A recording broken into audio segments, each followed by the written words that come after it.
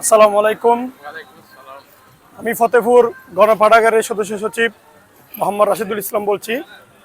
আমরা জানি ফতেপুর গণপাঠাগার একটি ঐতিহ্যবাহী একটা আমাদের সংগঠন নয়, এটা আসলে একটা আমাদের গ্রন্থাগার, যেটা বিদ্যাকুশ বলা হয়। যেখানে আমরা জানি লাইব্রেরির প্রয়োজনীয়তা কি।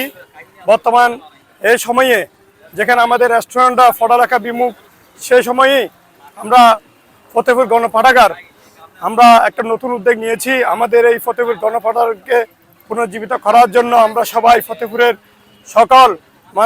সকল স্তরের মানুষ আমরা একত্রিত হয়েছি আমাদের এই গণপাঠাগারকে আমরা সামনের দিকে এগিয়ে নেওয়ার জন্য। হচ্ছে আনন্দ এবং ঈদ হচ্ছে ঐক্যের একটা বন্ধন। দীর্ঘ 30 রমজান মাসের পর, সিয়াম সাধনার পর আমরা আজকে এখানে সমবেত হয়েছি। আমাদের যে উদ্দেশ্য ফতেপুর গণপাঠাগার, তো এই গণপাঠাগারটি যদিও অনেক আগে প্রতিষ্ঠিত হয়েছিল, কিন্তু এখানে কিছু মতনৈক্যের কারণে এটা নাকি ভেঙে গেছিল। আমরা ফতেপুর কেমন সমৃদ্ধভাবে গড়ে তুলতে চাই, এখানে কোনো ভেদাভেদ থাকবে না, সকল অন্যায়ের বিরুদ্ধে আমরা ঐক্যবদ্ধ থাকব এবং মেধা চর্চা হবে। তো একটা দেশ গঠনে মেধার কোনো বিকল্প নেই। আমাদের মুসলিম উম্মার জন্য এই হচ্ছে একটা বড় ধর্মীয় উৎসব।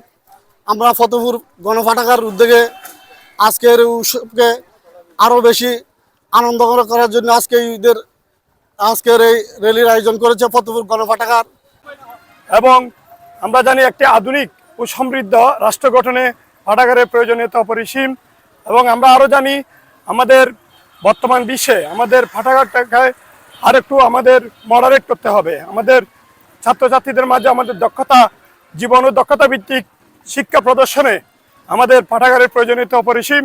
আমরা জানি আমাদের সরকার বিভিন্ন প্রতিষ্ঠানে লাইব্রেরির জন্য আলাদাভাবে ব্যবস্থা করা হয়েছে, যেটা আমরা দেখতে পাই প্রতিটা বিদ্যালয়ে, প্রতিটা কলেজে এবং আমাদের ইউনিভার্সিটিতেও লাইব্রেরি রয়েছে। সেই হিসেবে আমাদের গ্রামেও আমাদের লাইব্রেরির প্রয়োজনীয়তা আছে। সেই পাঠাগার, যেটা আমাদের রেস্টুরেন্টটা আমাদের ফেসবুক মুখোমুখি হয়ে গেছে এবং তারা দেখি অধিকাংশ সময় তারা বন্ধুরা মিলে মোবাইলের সময়টা নষ্ট করে, যার কারণে তারা পড়ালেখার প্রতি আগ্রহ হারিয়ে ফেলেছে। আমরা চাই তারা এই লেখাপড়ার প্রতি যাতে আগ্রহ হয়, মোবাইলের সময় ব্যয় না করে সেটা যাতে লাইব্রেরিতে ব্যয় করে।